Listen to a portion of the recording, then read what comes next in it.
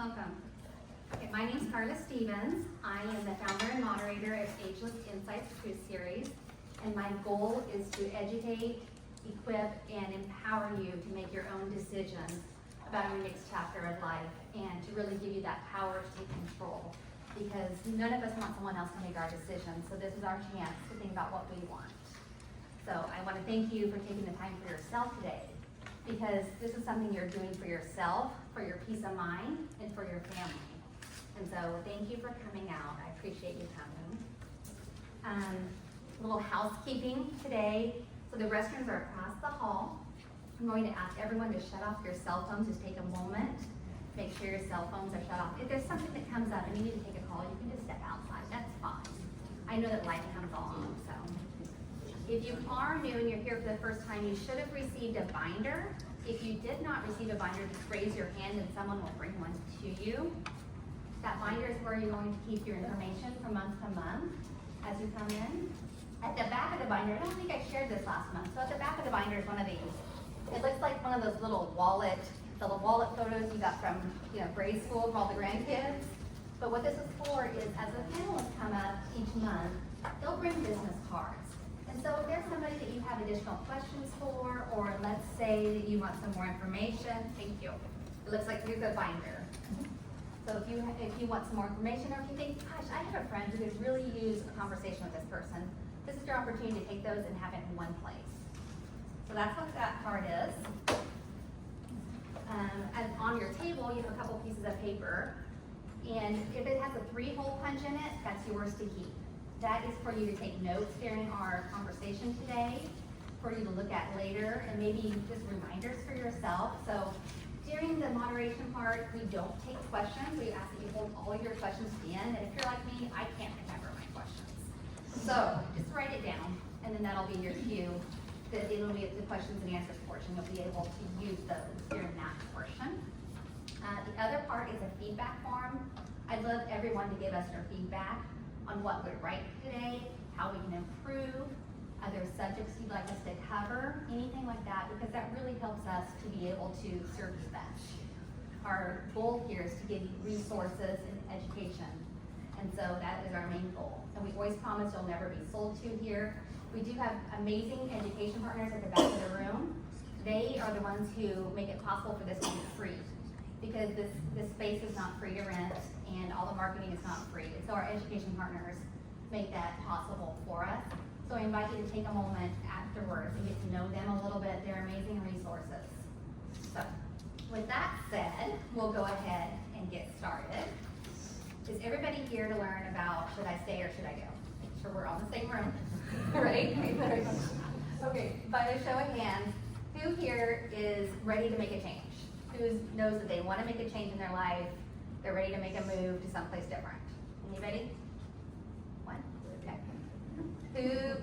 Who says that you just want to stay where you are? You have no intention of going anywhere. I have a category for you that's coming. Who doesn't know? Who doesn't know what you want to do? You have to make a decision, but you just don't know, right? That's why you came. So that's what we're going to talk about today. I got my notes all mixed up here. So you probably are asking yourself, those that know me, know I'm a real estate agent, and you ask, why are you doing a presentation on aging in place? You help people downsize and sell their house. So I do it because I want everyone to have control of their own decisions. And I feel like there's not enough education out there letting you know how many options there are for you. And I see it often where I'll have a family member call me to make a decision to sell their parents' home or a family member's home. And it's a stressful situation. And oftentimes that person probably had a plan. They probably knew what they wanted. Either they didn't tell anybody or they didn't write it down. And so that family member is trying to make the best decision they can for them. And it's hard on the family member, and it's hard on the person going through the change, because they may have known what they wanted, but they didn't communicate it, and now they can't. And so I don't want to see that happen. I want to get ahead of that for people. So that's my goal in this series, in this 2-part series here. We're going to talk a little bit about aging in place. Does everybody know what aging in place is? Are you familiar with that? Oh, we're all aging in place, right?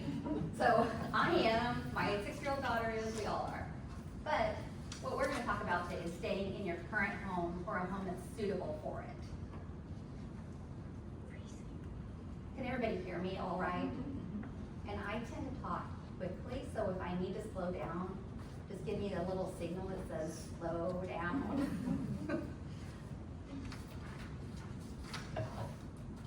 So, according to the 2024 AARP Community Preference Survey, 75% of people above the age of 50 want to stay in their own home or in their own community as they age. And even more in the 65 plus when in rural communities. You know, in the rural community, you want to stay in your home. Just a few statistics for you. Oh, I gave that answer away. So, thinking about that, what ratio of homes do you think are actually have the safety accommodations in place for aging in place? Out of 10 homes. You saw that, Karen. You can't cheat. Does anybody have any guesses? One. One? You all saw my slide, didn't you? No. Okay, so we go to the next slide. So it's 1 in 10 in the US. And so I would say that it's probably a greater spread here in Cedar Rapids, because you think about our houses. It's hilly here. I live in a historic district, so there's 5 steps to every house at least, if not more. The laundry's in the basement, most of the bedrooms are upstairs. And so most of our homes are not set up really for aging in place, but there are modifications we can make as long as we have the structure to do it in. And that's what we're gonna talk about now. The main thing is to plan ahead and be intentional with your decisions. We're gonna talk a little bit about falls. I know you guys have probably heard the statistics. It's the #1 reason of accident, injuries, and hospitalization for older adults are falls. And 40% of those over 80 fall at least once a year. So that in this room, not everybody is over 80, but for those people that are over 80, 40% will fall at least one time in a year. And 74% of those falls happen in your home or at your home, 50% inside and 25% outside.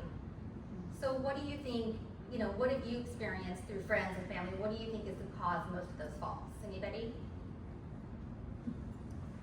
Rag rugs. Rag rugs. We all love our rag rugs, right? Anybody else? Cords and Cords. cats. Pets. I was waiting for someone to say pets. Rugs and pets, right? Rugs and pets. How many people get on a ladder and change a light bulb? The thresholds. The threshold, the changing of the flooring, I have right? tripped on that. I've tripped on this. So yeah, the thresholds. So, and consequences of those falls. 95% of hip fractures in older adults are caused by a fall. 95%, that's a huge number. And of those people, 1 of every 4 who has a hip fracture will spend at least 1 year in a long-term care community. And if you don't know what long-term care is, long-term care, there's different levels of care. There's independent, where you live on your own in an apartment, assisted, where you have a little bit of help, and long-term care, which is basically what you think of your grandparents, like a nursing home, right? That's when they have a nurse on staff all the time to help.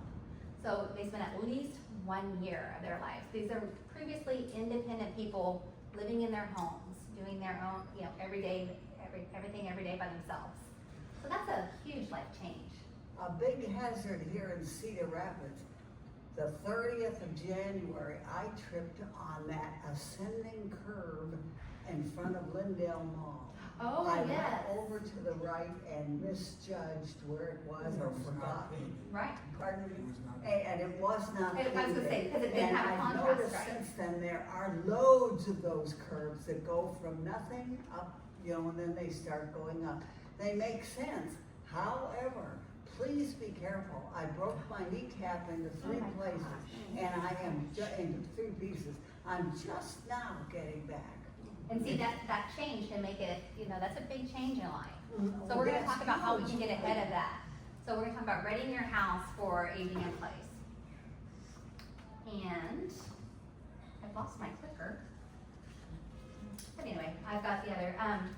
Some things you can do as a certified aging in place specialist, I've learned a lot. So I just became certified a couple years ago, and it has been life changing for me because so many people wanted the information, and I thought, well, I need to know this stuff, right? This is the information I need to have. And it's ever changing, and luckily it's changing in a good way because we're getting more information out there. So the things you can do, I'm gonna add your extra lighting. So you need 3 types of lighting. You need your natural light, you need your ambient light, which is your overhead lights that we have in our homes, but not every home has that. And then the third is that task lighting, whether it be under your cabinets, your lamps, replacing your doorknobs with lever handles, great, because those are easy changes, right? Changing your light switches to be automatic.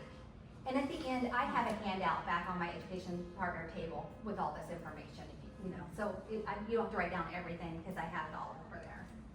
Removing the rugs. And if you have to have a rug, I suggest the vinyl rugs. They're pretty popular here, and still adding that non-slip underneath.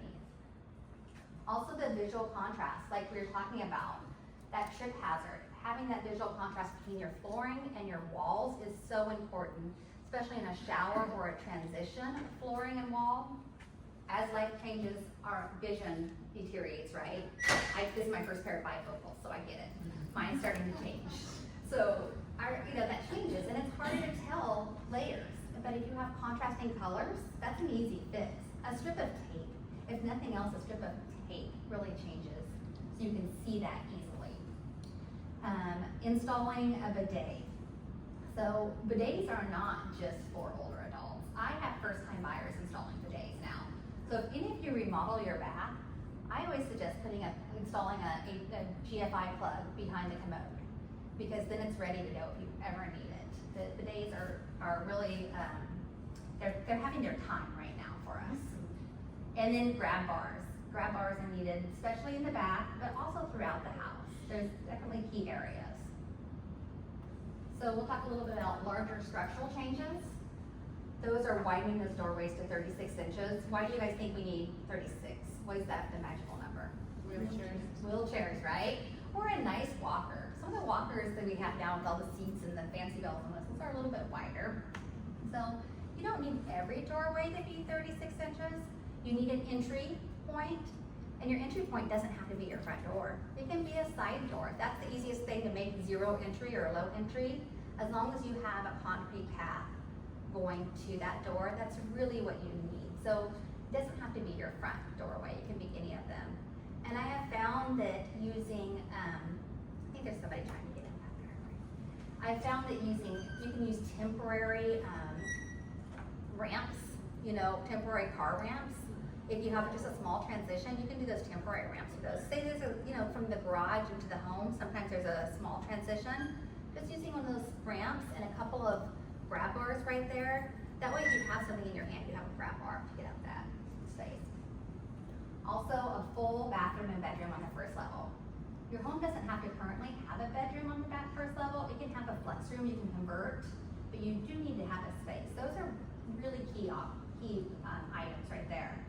And a full bath, because you need to have a full bath.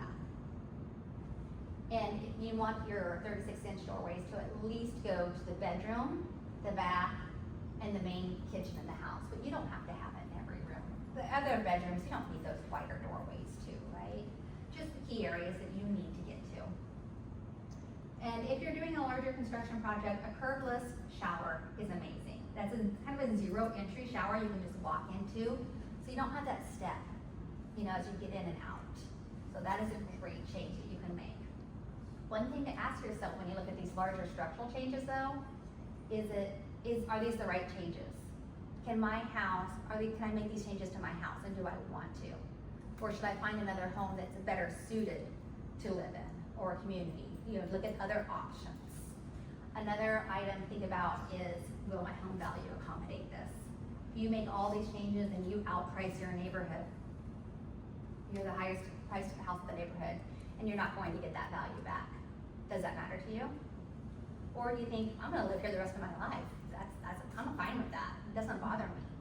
So just something to think about, if that's important to you. But if you think to yourself, I'm gonna live here the rest of my life and I'm not gonna need that money back, what about that plan B?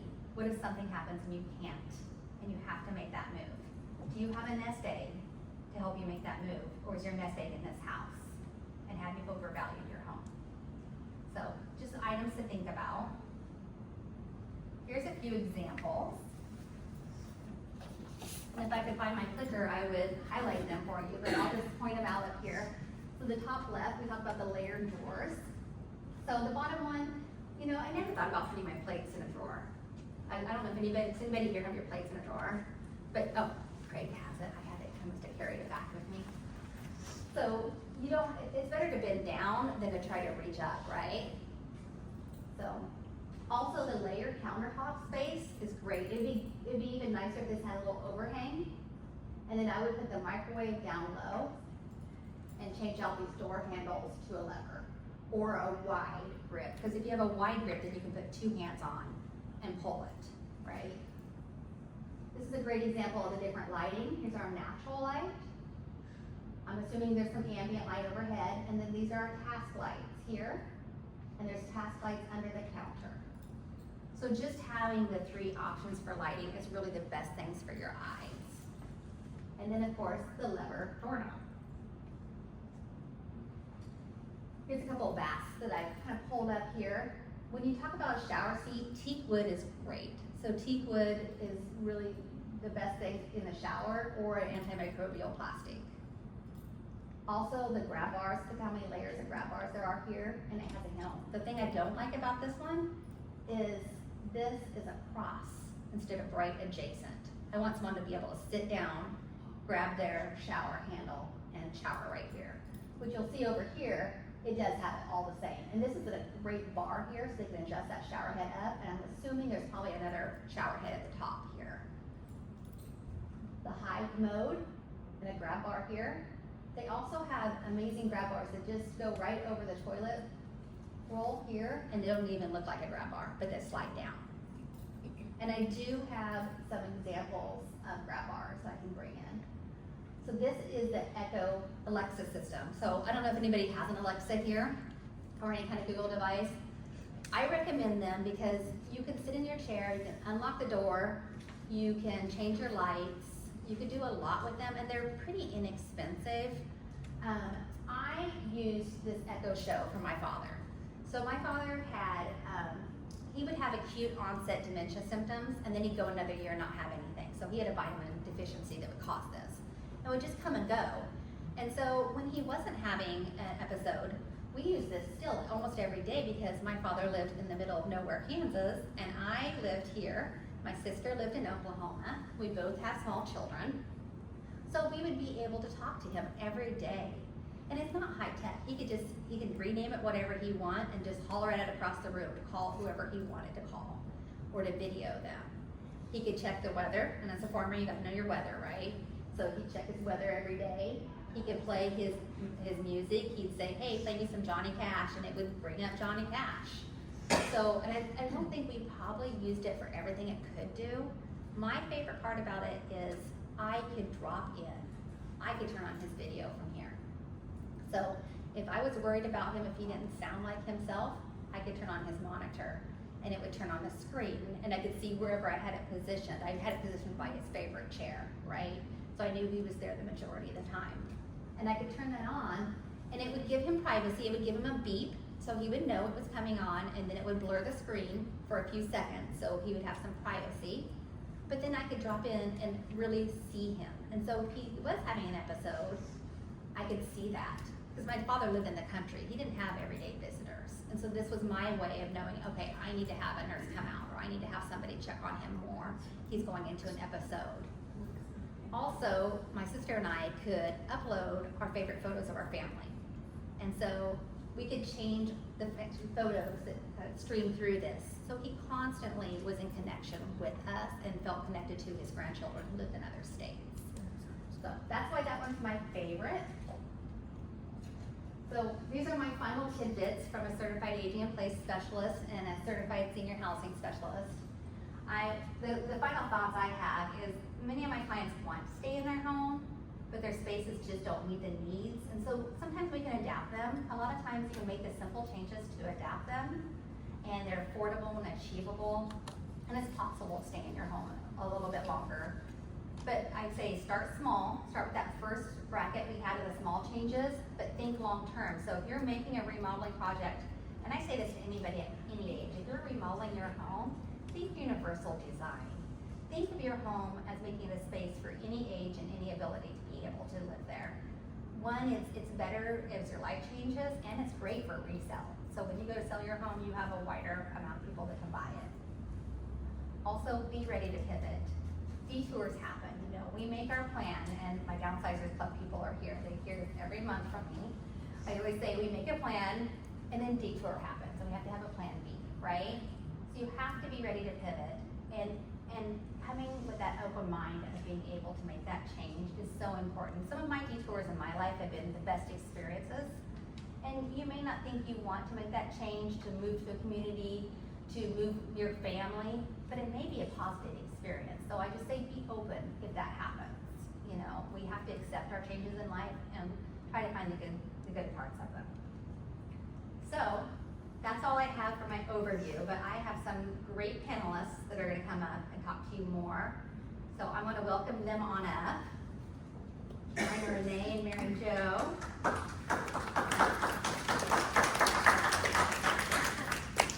You feel famous now.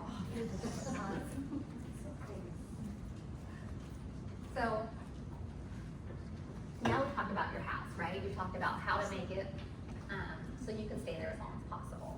That comes with a cost, right? There's a cost to that remodeling.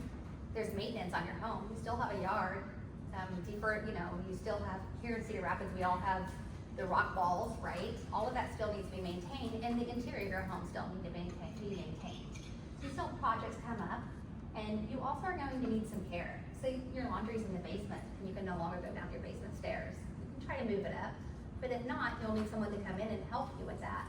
You may need some help with some activities in daily living. We call them ADLs, like you're showering, bathing, meals, stuff like that. So that's what our panelists are here to help to answer questions about. So I'm gonna have you each take a turn, introduce yourself and what your company does to help people stay in their homes as long as possible. And probably just go ahead and share the number one thing they call you for. Okay, so I'm start with you, Sharon. I'm Karen Huber. I'm the franchise owner. Oh, microphone is right. I'm just being really loud. Okay, is this working? Is it on? Is it on? Okay. Oh, yours is better than mine. Okay, I'm Karen Huber. I'm the franchise owner for Home Instead here in Cedar Rapids. We cover all of Lynn and Benton County. I've owned the franchise for 18 years, and we're non-medical home health. So we come into the home and assist with your non-medical care. So we can help with personal care, such as your bathing, dressing, personal care such as that. But we also help with housekeeping, laundry, meal preparation, transportation to appointments, things to keep you home safely. We've helped with people after they've had surgery, wanting to get back up on their feet and live safely in their home again, keeping them home safe. We also do a lot of respite care. So our caregivers are all trained to help with dementia clients. So if you're caring for a loved one with dementia, we can come in and take care of them while you leave for the day and get your errands done, your appointments, or just get out and do things for yourself because you need a break as well. And so that's a little bit about what Home Instead is all about.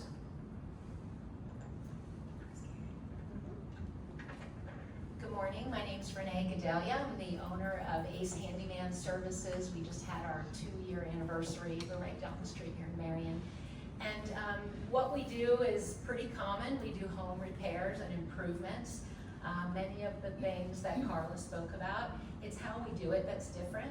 We're part of the Ace brand family, so it's that value and trust. It's about the whole experience. We background check our workers since they're coming to your home. We warranty our work, and we try to keep people safe.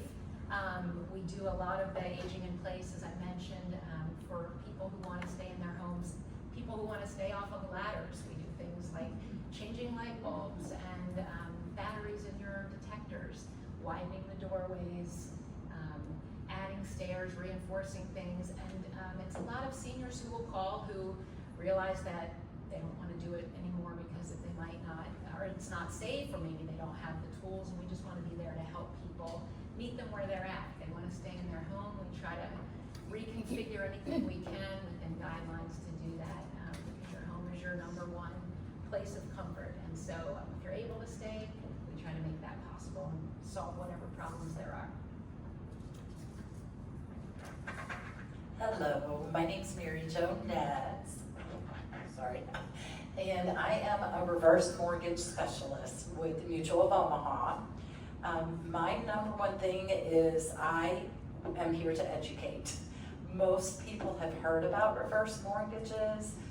Most people don't understand them, or what they do know about them is outdated information or really misinformation. So my number one thing, I spend 90% of my time just doing education. But I am here to also help people if they do decide to stay or go, whichever. I can help them understand what a reverse mortgage is and how they can use the equity in their home to possibly help them stay in their home. Or if it's one of those decisions where it makes better sense to go into another home, maybe downsize, right size, I also have a program that helps them purchase a new home using the reverse mortgage, and it has all the same benefits, no mortgage payment, so they can get into a home and go, oh, I don't have a mortgage payment. Maybe you own your home free and clear and you want to get into another home, but you're like, I don't want a mortgage payment. Who does when we're in our retirement years, right? So that's the number one thing that I do, is I try to really help people understand the program so that they can make an educated decision about it. But I love what I do, so thanks for having us. Great, great. I feel like you guys answered a lot of questions just with your introduction. That was great. Renee, when we're talking about things, you come into people's homes, you help them with the everyday items, and then you also mentioned modifications. So you said that's from changing a light bulb to, tell us a few of the smaller items that you do on the everyday maintenance of our homes, and then talk to us a little bit about those larger modifications and what those look like. Sure, and I forgot to answer your question about our number one requested service, and it's installing hand grips, grab bars, and handrails inside and out, again, just for sure footing. We help source, if it's a two-step, we just did handrails for a gentleman yesterday who had all of his concrete stairs that wrap around in a curve going down. So we really look at each person's home, because every home is unique, and then we try to solve the problem and install the right, if it's a right side or left side, how tall is the person, so before we do the installation, we make sure it's going to match the user as well. And so that we do a lot of that. Those are smaller projects. We add lighting. To Carla's point about the 3 types of lighting, we do a lot of outside floodlights so people can see better in the dark. You're not tripping over concrete or anything like that, especially if you're letting your pets out. And we have people who call for their older parents as well, like you did for your father, to help do little things, little fixes when they're not there to help their parents. And again, it's things like changing from doorknobs or light turns to toggles or levers, so it's easier to grab. And just those little conveniences can make quite a difference in people's lives. Some of the larger projects might be, we've been doing a lot of custom ramps. We had a lady who could not find someone to put a ramp in her garage so she could get out of her car and go in. And she's like, it takes me a long time. I shuffle. She's like, but I want to still do it myself. I need the ramp to come back like 10 feet, etc. We sent, all of our guys are carpenters, we sent one out, and he talked to her about just what does she need, meeting that expectation. And again, we do a lot of the same things over and over, but we approach it based on what does that homeowner need, how can we achieve that, and it feels really good. It feels really good to keep people in their homes, to keep them safe, and so yeah, we try to do anything that is asked of us as long as it meets code and it is safety. We're open-minded to what people have in mind to, again, stay in their homes. Great, great. So there's a lot of options you do. You mentioned grab bars, and one thing we talked about, I think we talked about this earlier, when someone wants to install grab bars, and do you order those for them, or do they go ahead and purchase them themselves? We can work either way. We don't sell any materials. All of my team are carpenters, and then they have special skills on top of that. So if the customer or the person doesn't have a hand grip and they don't want to deal with it, they can call and say, I would like you to put 2 handrails in my bathroom, and we will talk to them again about what they want, what color, etc.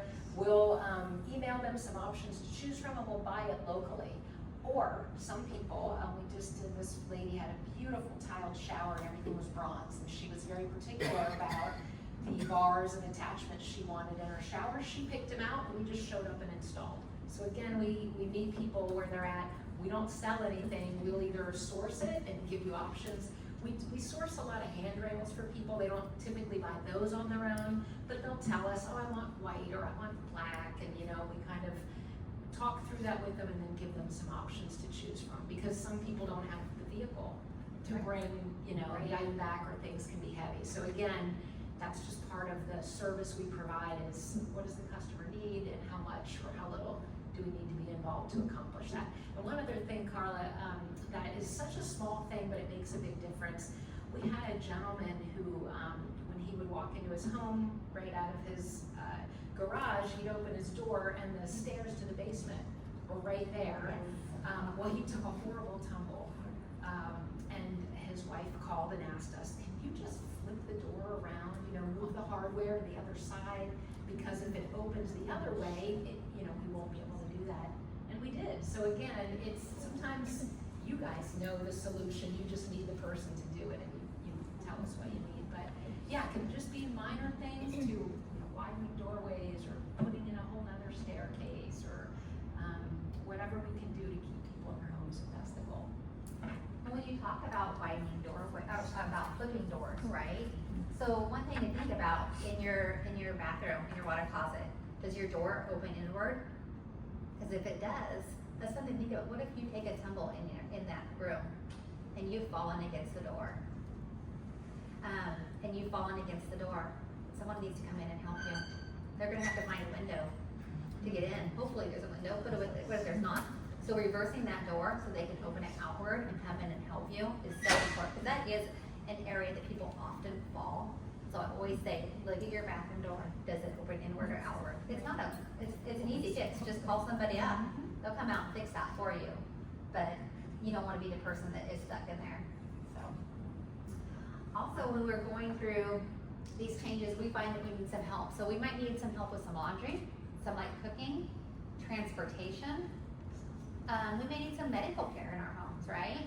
So Karen, when we talk about that, can you kind of talk about overview of the services, both medical and non-medical? I know your company is non-medical. I know you're well spoken about both. Can you share both with us and what that looks like when people need medical or non-medical care? Sure, we're very fortunate in our community. We have so many options for people to come into your home and help you, both with non-medical aid in the home, with fixing things for you, and then with medical. A lot of people just don't know their options. So you have choices of who you want to come into your home. With the non-medical, having us come in and help with meals, help with the laundry, the housekeeping, feeding the animals, cleaning the cat litter box, things like that sound like easy items, but if you've fallen, if you've had an injury, or if you're just declining in health, those get to be really difficult tasks for you. One of the clients we took care of, she used to be one that helped others. That was her role in life. She picked people up, she took them to appointments, she was the one that helped everybody else. Well, she tripped when she was out one day, and she caught herself, but she broke both wrists in catching herself. Both wrists. Can you imagine? Yeah, both wrists had to be operated on. Can you imagine not being able to use your hands at all? Yeah, it was very difficult. So we came in and we opened her mail. We watered her plants. We fixed her hair. All those tasks that you do, you don't realize how much you do with all your hands until you can't use them. Even just one hand being taken away. So having somebody come in and help with those everyday tasks. One hand got better and she was able to start doing some things for herself. Eventually, she got both hands back, and she only needed us to come in twice a week to help with some of those things. And eventually she graduated from Home Instead, and we were so proud of her. But we work side by side with the medical home health companies too. They can come in and have a nurse come in. The nurses come in, they can do their 15 to 30 minutes of nurse care. Physical therapists can come in. There's so many options. You don't always have to go to skilled rehab for rehab after procedures. Sometimes that is the only option. But ask. Be the advocate for yourself. Ask when you're in the hospital after procedures, can I go home with in-home care? Can I have physical therapy come into my home? After knee surgery, can I have physical therapy come to my home, or do I have to leave and go to the physical therapy location? I did that for my dad, and he goes, what do you mean? They're gonna come to my house and do therapy, or do I don't have to leave and go out? And my mom goes, what a relief, I don't have to deal with him in the car talking to me about how to drive. She was so happy, because Dad knows how to drive best. And so knowing what your options are, that's my biggest role here, is educating people on knowing what's available. So yeah, working with other companies in town, there's so many options, and it's just making that plan, knowing what's available, finding out what's out there. We have so many great resources. I always tell people, call any one of them and just saying, this is what my situation is. This is where my stress factor is. What do I do to fix it? And let us help you. Just like if my toilet goes crazy, I'm not gonna call somebody and just say, I know what to do. I'm gonna do it myself. I have no idea how to fix my toilet. I'm gonna call a plumber and fix it for me. Just like within this stage. We're the professionals. Let us come in and help you get through this and take some of that stress away. Because you're already dealing with an emergency. Let us help you get through that with a plan and get going with it. Exactly. So what does that look like?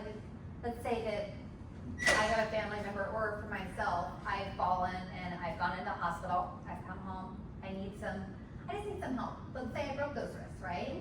Do I call you directly? Do I call my doctor to get a referral so I can try to get insurance to pay for this? How does that work? You can call us directly. Any one of the companies you can call directly and say, this is what's going on. You can even call us while you're still in the hospital. We can come to the hospital and meet with you. You do not need a doctor's referral for non-medical home health. We will meet with you, we'll sit down, and we make a plan with you right then and there as to what's gonna work best for you. What is gonna work best for you in your home to keep you safe in your home.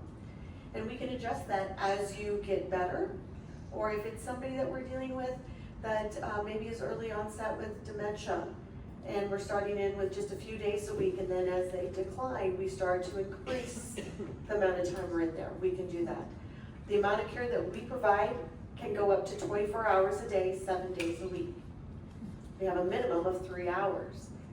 Each company in town is different with what they offer, so you would have to call and see what each company is offering. But you do not need a doctor's referral for non-medical. If you're working with medical, or if you think, hey, you know what, I think some physical therapy would really help me out. I think I'm really starting to have some weakness, I'm not walking really well, I think physical therapy would help me out. You can talk to your doctor and say, this is what I'm noticing, this is what's going on. Do you think physical therapy would be a good thing for me? Talk it over with your doctor. They might give you a referral for that. Other option, call a medical home health company and just say, this is what's going on with me. I feel like I could use some help with physical therapy. They will come out and do the assessment.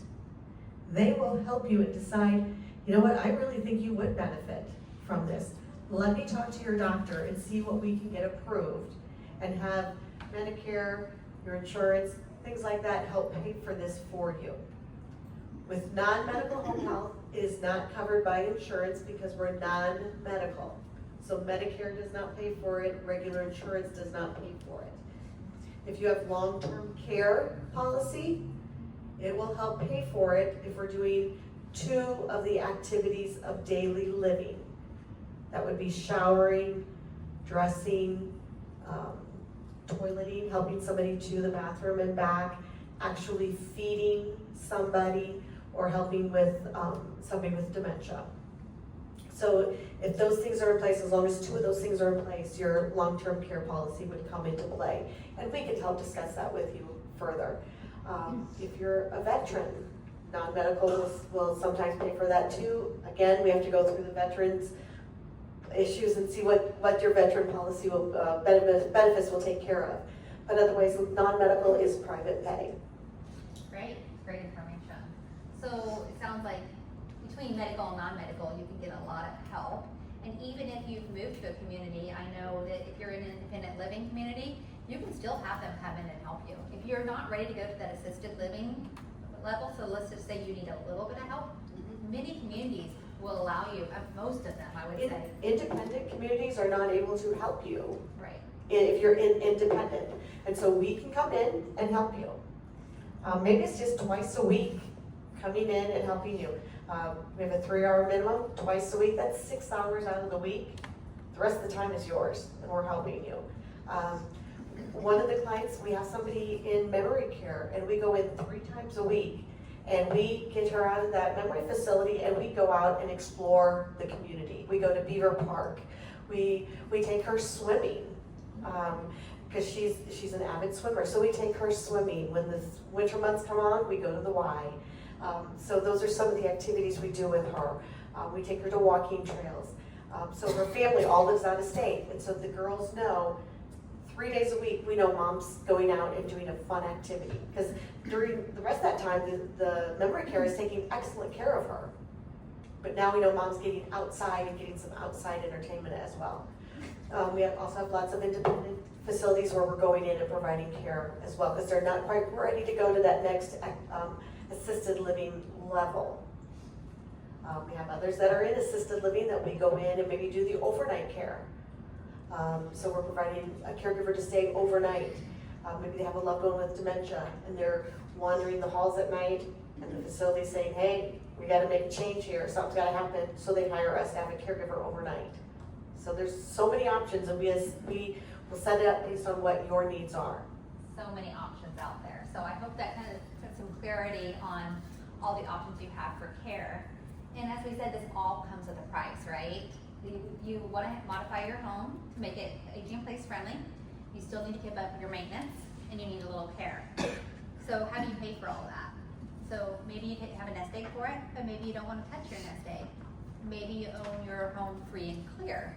So that's where Mary Jo comes in. How can you help people who, let's say that I'm someone, I own my home outright, I want to stay in it, I need to do some modifications, and I know I need to have somebody come in to have some care. How can you help me with that situation? Well, that's a perfect situation for someone looking into the reverse mortgage, because what the reverse mortgage is able to do is we look at, well, how much equity do you have? And this is an FHA loan, so they are dictating to us at Mutual of Omaha. They underwrite the program and insure the program. And I'll look and see how much equity do you have that you can tap back into to help pull that and pay for that. And so that is a key to basically funding some of those projects. And that's a great way to do it, and not have a mortgage payment. Because if you take one of these out, there is no mandatory mortgage payment. You still have to pay your taxes, you still have to pay your insurance like you would anyway, and maintain your home anyway. But this is an avenue, instead of taking your nest egg or investments, you can just look at your home and say, it's a liquid asset that I'm not using when you take out a reverse mortgage. So what if I have a family member, say my husband needs some care. I want to keep him in my home, and I need to move to be closer to my children.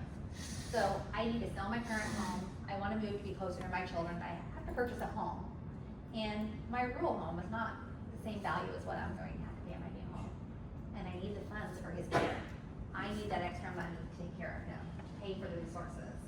Can you help in that circumstance buying a new home? Yep, so exactly like I just briefly mentioned initially, we have a program, the reverse mortgage also allows you to purchase a home that becomes your, we like to call it the forever home, or as best as you can hope for, that it'd be your forever home. And we can allow you the availability to look at that as an option where if you're selling a home, you've got a lot of asset from that home and you're trying to utilize some of that asset, maybe not all of it, because maybe you need those other assets to help pay for care or whatever. But you also want to buy a home, but you don't want to have a mortgage payment. So the reverse mortgage for purchase program, it's called the Lifestyle Home Loan Program at Mutual of Omaha.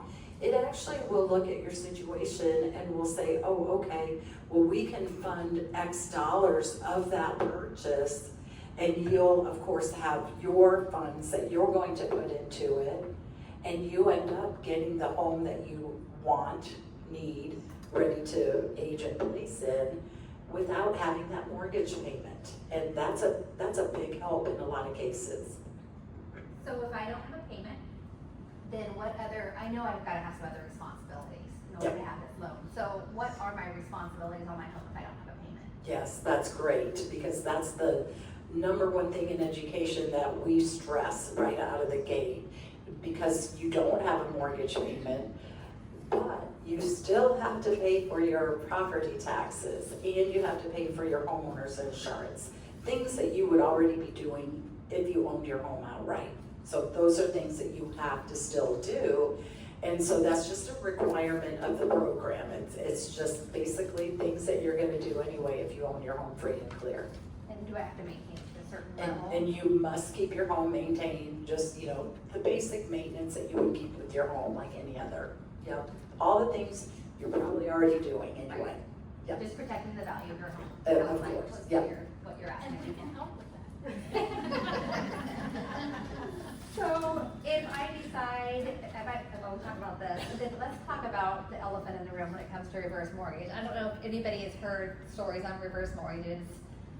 For years, I've heard the story of you set yourself up for a repossession of your house. If you get a reverse mortgage, you're just gonna give them your house, and they can take it away from you if you owe more than it's worth. And I've heard this for years, and so I just like to address things straight out. Reverse mortgages, tell us how they're protected. What protects people? Yeah, thanks, Carla. Yeah, because I think that 90% of what I do is educate people, because that is the number one thing I hear. And that is incorrect. I mean, it is very normal, like a regular loan. If you don't pay your mortgage payment, you're going to be foreclosed on if you don't do that over time. But if you don't pay your taxes or you don't pay your insurance, that's another way. That is really the only way, along with not maintaining your home, that you could actually lose your home in the reverse program.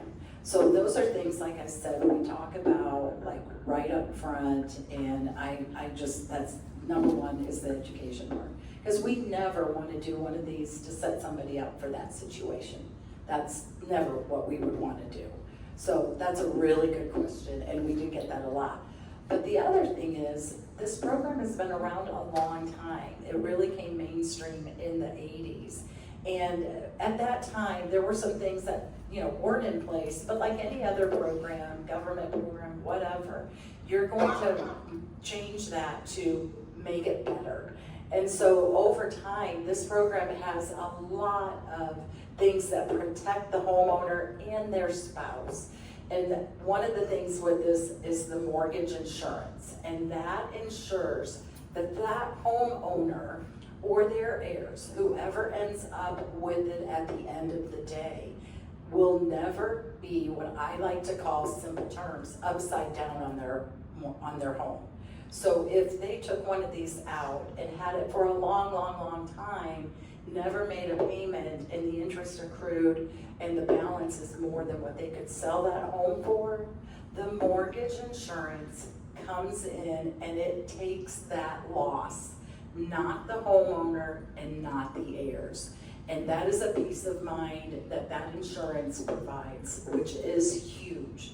So that's a really big safety thing that I go over that, like that's one of the things we address right out of the gate.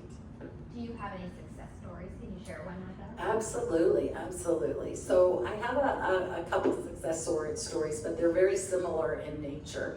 And really what it is I've helped several women that have lost their spouse. They own their home free and clear, and they were losing income. And their assets were depleting. They didn't have any other real asset. They had some money to live off of, but other than their Social Security, that was it. And they wanted terribly to maintain and stay in their home and be independent. And so we looked at doing the reverse mortgage to help them access more funds each month in what we would call, it's a line of credit. And so I was able to help both of these ladies successfully stay in their home and have really a pretty decent amount on their line of credit that grows over time. And that's money they can use, and when they do use it, it's not taxable income. So that was another big thing that helped them as well.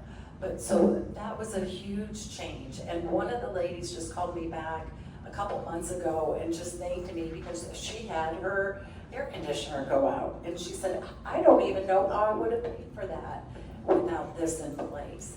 So it is a safety net. It's just another asset that you could have set aside waiting for you to use it later, but it's just, it's what I call peace of mind. And your home is an asset, but a lot of people are utilizing that part of it. So that's a lot of great information. I think we're gonna open it up now to some questions or takeaways. Does anybody have any big aha from the information, something they didn't know that they learned? They wanna share, or any questions for the panelists? I want to ask about I'll bring you a mic, sir. Oh, okay. I wanted to ask Renee, if you need a service, what is the time frame?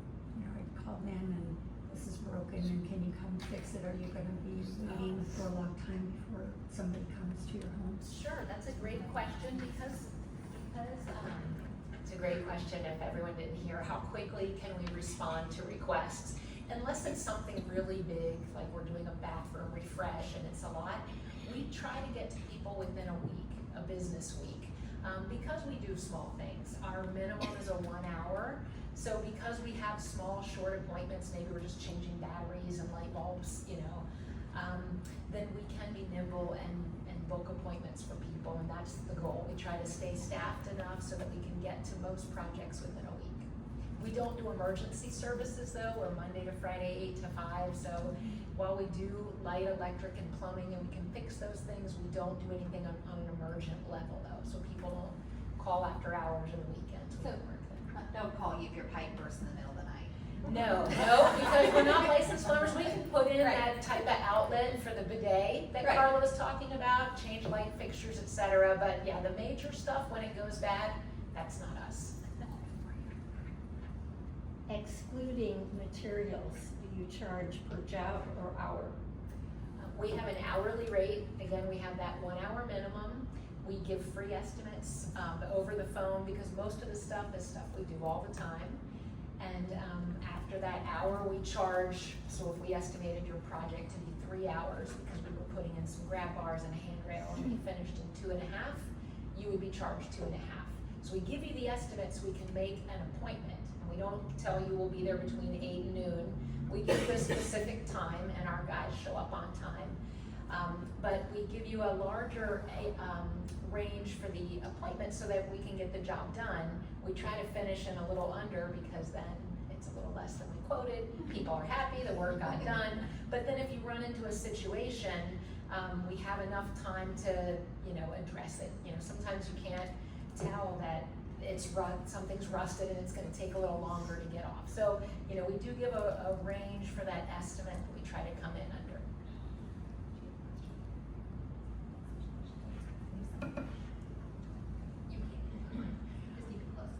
I just wanted to give a shout out, I guess, for Ace Handyman Services. We used it in the last year for, we had a existing built-in cabinet and we needed to modify that for a new TV that came from our children. Oh, okay. And that was much bigger. And so the communication with Ace was excellent. And we were able to kind of work with the carpenters who came and just kind of knock ideas around and stuff like that. So it was that we were happy with the price, with the communication, with the professionalism of the workers. So Thank you. it was great. Thank you. Glad you're enjoying that too. Hi, this is for the reverse mortgage. I know nothing about money and numbers, so I have a very simple approach, and maybe if I ask, is it not what it is not, which is probably in my head. So if you get an FHA loan, that is the reverse mortgage, is that basically like an open savings account that you can pull from at any time? That is a great question, and that's really a good, really simplified summary of what one of the features are of it that you could do. So yes, the answer is yes. That line of credit that I was mentioning to help pay for whatever you need as you go through life, that actually grows. We cannot, and we don't call it interest, but it has a growth rate of whatever the current rate is plus a half. So in our market right now, we're looking at some of these in the 7.5 range growing. And that can be substantial over time. So it's just funds that are sitting there knowing that you've got them at a later date, or if you need them immediately, but you don't have to draw them all at once. The key is, if you can hold off on taking it out, the better it is for you because it grows. So that's a great question. Thank you. Yeah. So, do you pay then upfront to start an FHA loan?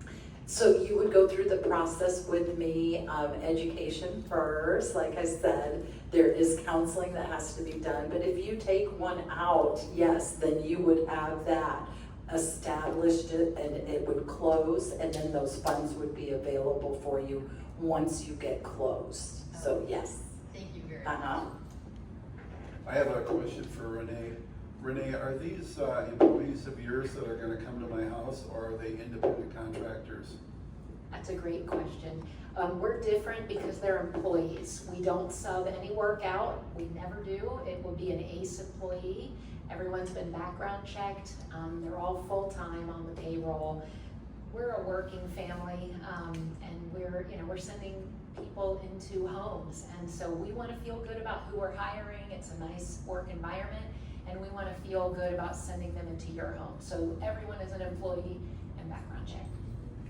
So is there a flat rate that you're charging, regardless of whether you're having a carpenter or a plumber come, or electrician? That's a great question. Yeah, we are, it's a flat rate. And so, it's maybe not as economical to get us to change your light bulbs and batteries as opposed to constructing a staircase, because our guys are skilled carpenters. Some people though want the peace of mind. They're willing to pay a little bit more for our carpenters to come into their home again for the overall experience, as you mentioned, the communication, the time. We warranty our work. But it's just one flat rate no matter what we're doing. It's all about the time. And then the materials we can recommend, or we can purchase them, or the homeowner's welcome to have them. And then we just our labor. You're avoiding giving that flat rate. I'd be happy to talk to you after I know that we're putting prices out. I think we've been asked to not go into that level of detail, but I'll be staying after and happy to talk to you. So one thing I can say for Renee and her husband, they're not just people who are running the franchise, they're owners. So they're local in our community. They live here, they're involved in our community, and so they're local owners.